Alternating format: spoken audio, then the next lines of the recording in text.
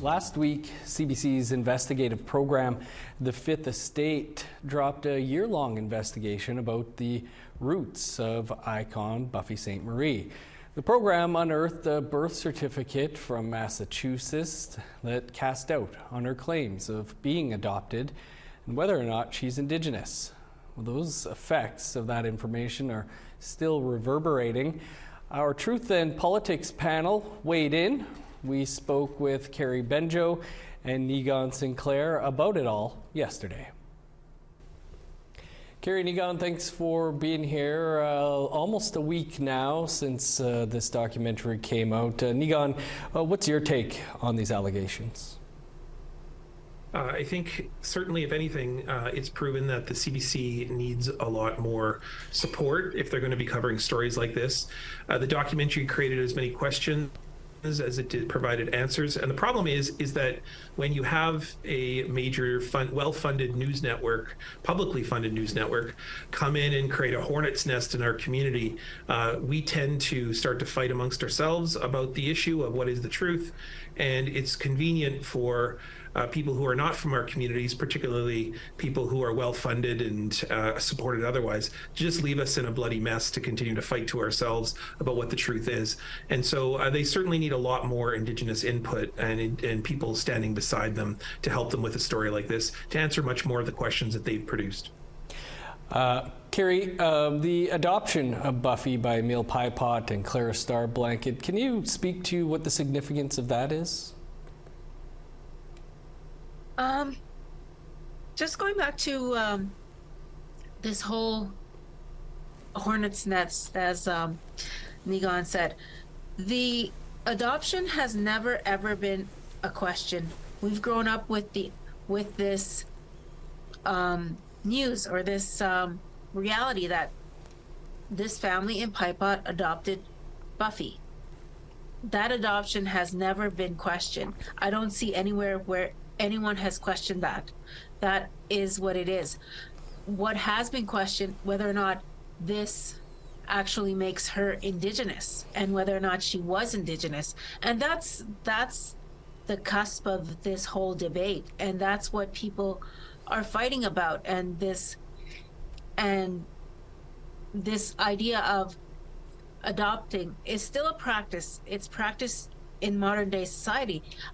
It's part of our traditions. It's called making relations, and a lot of people outside our communities don't understand how we function as Indigenous people. We adopt people all the time. The difference is the people we adopt don't automatically become Indigenous. They can become allies and they can speak for us, but they should never take up that space that is ours. Those stories are ours. We should be allowed to speak on these issues. And when we have people coming in and saying, oh, I'm adopted, okay, this is my story too, that's when the trouble starts. And I think that's where we're all at right now. Niigaan, both Carrie and yourself have mentioned the divisiveness of this all, the fighting online and stuff. Why do you think it is so divisive? Well, it is absolutely within the purview of every Indigenous person to ask questions about somebody who's claiming to be Indigenous, because absolutely Carrie's right. The family adopting Buffy Sainte-Marie is fully within their rights as Cree people, as Indigenous peoples. They might even be able to get to the point where she could speak on behalf of that community. Certainly the chief seems so at Piepot. But it doesn't mean that she speaks on behalf of Indigenous peoples.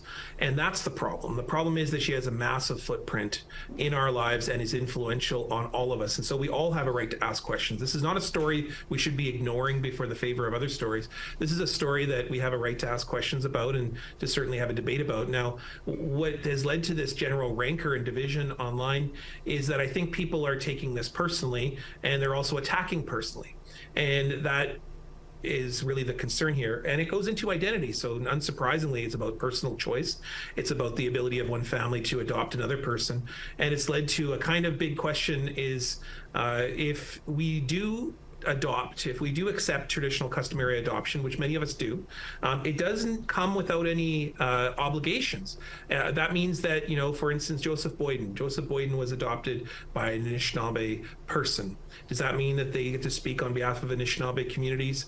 Jordan Peterson, the very controversial speaker, has been adopted by people in BC, families even, and the community even claims him. Does that mean that he gets to claim to be Indigenous? I mean, it just raises a whole bunch of issues that then the rest of us have to deal with. And so we do have a right to ask these questions. And certainly we have a right to be able to talk about what are the implications of all of this for all of us. Carrie, what does Buffy Sainte-Marie need to do to put all this uncertainty to rest one way or another? I think people just want her to come out and say something. She released the Facebook message or the Facebook or the social media post, and it really didn't say anything. The family is left to defend her honor, and the family is taking it personally, and I can understand that. As people, we will defend our family, and they are doing that. They're defending their family, and honestly, what she needs to do is to just be honest, be truthful, come forth. And what we are as Indigenous people, we're forgiving. If somebody comes to us and apologizes, says what has motivated them to do something, 9 times out of 10 they'll be forgiven. I've seen it over and over again.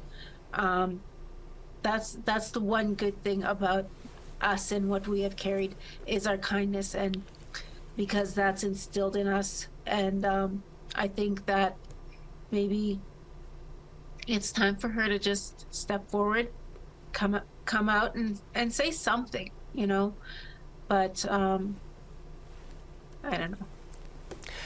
Carrie Negon, we'll have to leave it there, but thanks again and take care. Yeah, miigwech.